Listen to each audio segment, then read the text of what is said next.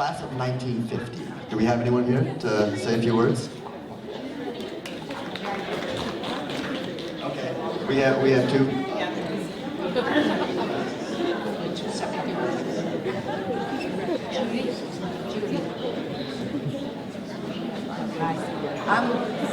I'm Phyllis Glantz, January 1950. Living our 5 minutes. Things have changed since we went to school. An example much that we did that is not now very cool. Back in 1946 as freshmen, we stood on Lexington Avenue on a snowy line to buy a pair of nylon stockings, which we thought divine. Now you young ladies go bare-legged almost all the time, and wearing pantyhose seems to be a crime. While we old fogies bundle up to keep warm, even long johns can be the norm. However, that's not really what I'm here to say today, but how much we love Hunter High, each in our own way, and proudly announce our contribution this year. But first I have to make something a little clear. You will all discover some problems when you get to this stage. Death, dementia, depression, bad arthritis can strike you at our age. We are inundated with requests for money in the mail and on the phone. Our colleges, our grandchildren, every day, a sad tale. Our class size has decreased and many alive can't be found. So when we totaled our contributions, they did astound. I'm very proud to announce that the class of January 1950 is contributing $3,125.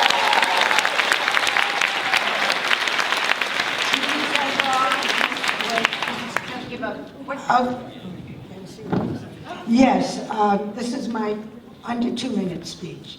We entered Hunter in 1946, the first post-war year, and we graduated in 1950 and began the rest of our lives.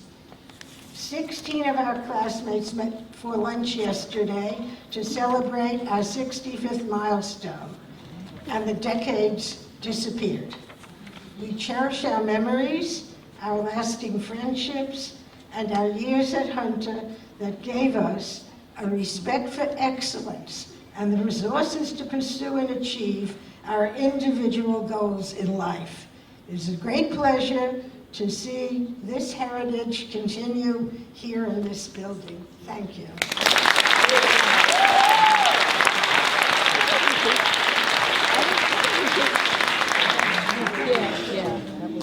Hi, I had been told 5 minutes, but in yesterday's conservatory tour, someone here who was a teacher before told me it's been cut to 3 minutes, so I cut out a lot. Anyway, I just want to say that the composition of this audience would not have been possible in 1950 when I graduated.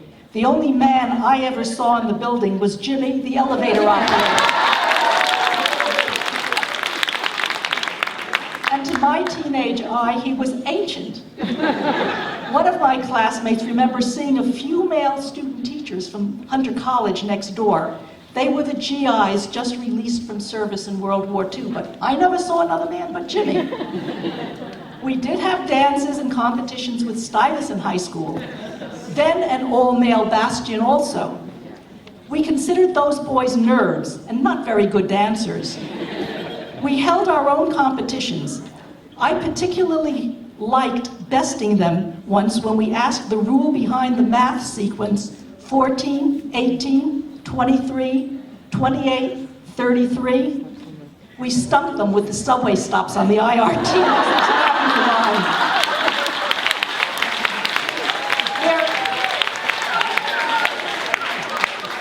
There have been many changes since I first rode that subway, to Hunter in 1947. The fare then was 5 cents, but by graduation in 1950, it had risen to 10 cents. Consider what a 100% raise means at a time when the average family income was $3,300 a year. Other changes are in the Hunter curriculum itself. 2 years of Latin was required of us, in addition to a second language. And you saw, when the young gentleman showed the curriculum, some of you may have noticed it said speech. Yes. Okay, we were expected to graduate from Hunter High School with not New York speech. I had to attend speech clinic. And I had to recite high and mighty, high and dry, Isaac pipes a lullaby, because I had a New York accent. You also had to be able to sing a simple tune on key. I failed on the first try, but luckily I had an absent-minded teacher. Some of you may remember Miss Kenke? My maiden name was Ader. I was the first one on the roll. When some other poor student failed, Miss Kenke went to the top of the roll and made me a coach. As a coach, I never had to be tested again, because I But more seriously, it was here at Hunter that a wonderful teacher, Mrs. Barnes, made me fall in love with math, my major in college and graduate school. Years later, I ran across her again as the head of the high school math department in the town I had just moved to.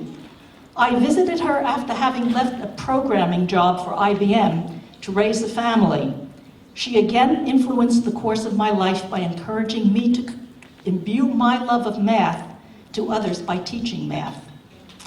You see, the most important things about Hunter have not changed. The excellent teachers, the intellectual stimulation, the respect for learning. We girls were made to feel we could do anything and be anything we wanted to be. And that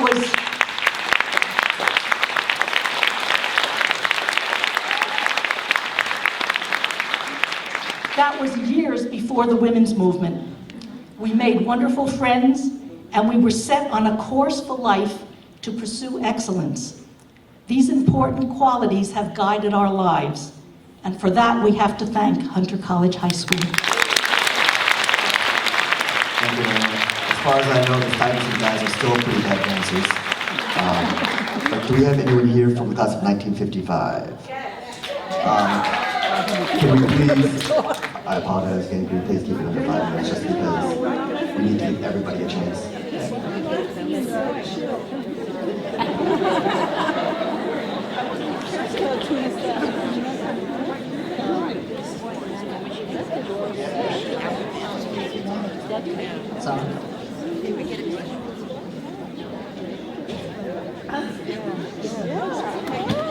The problem, I'm not going to tell you the problem, it's a bad joke. At any rate, you've heard the history, and I was counting on that. So I can share with you some of the thoughts that the class of 55 experienced and talked about partway, and we'll continue to talk about later after lunch or during lunch. This is a time of looking backward as well as forward. We really have spent more time on the planet than we have left to spend.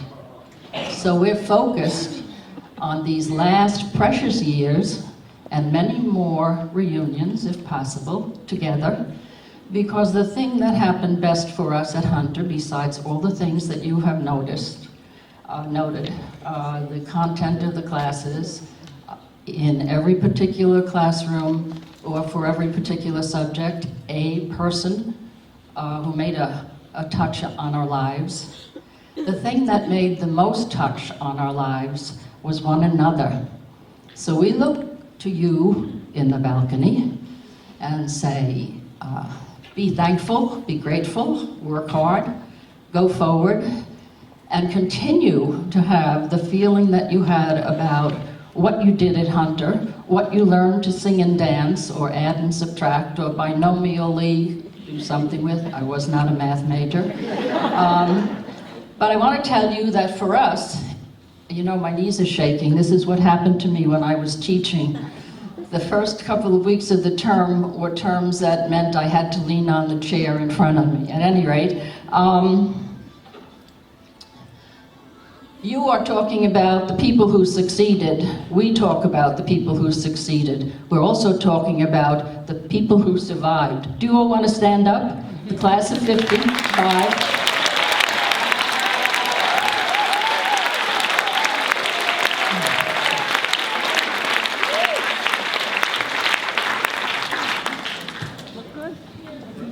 The most important thing for us is one another. And looking forward, as I said, the one thing in terms of one another is to look around and find who among you didn't know quite well in the 4 or 3 or 6 years you spent at Hunter. Many of our classmates came in for just a few years and regretted not having the opportunity to know someone from 7th grade as a child to 12th grade as a young adult. We did, and we recommend to you that you look around and find someone you didn't know, make a better friend of that person, and remember that person. That's what we've done to one another, and we've made some really great friends that way. And I think that's basically, you have said it, and I'll say it again. For us, Hunter was a turning point. It meant a whole different world of living for us because of the kind of education we received and how we incorporated it into our lives. Some of us went on to teaching and misrepresenting how much time we could spend talking. And many of us went on to Nobels and all kinds of other stuff. At any rate, thank you for the class of 1955.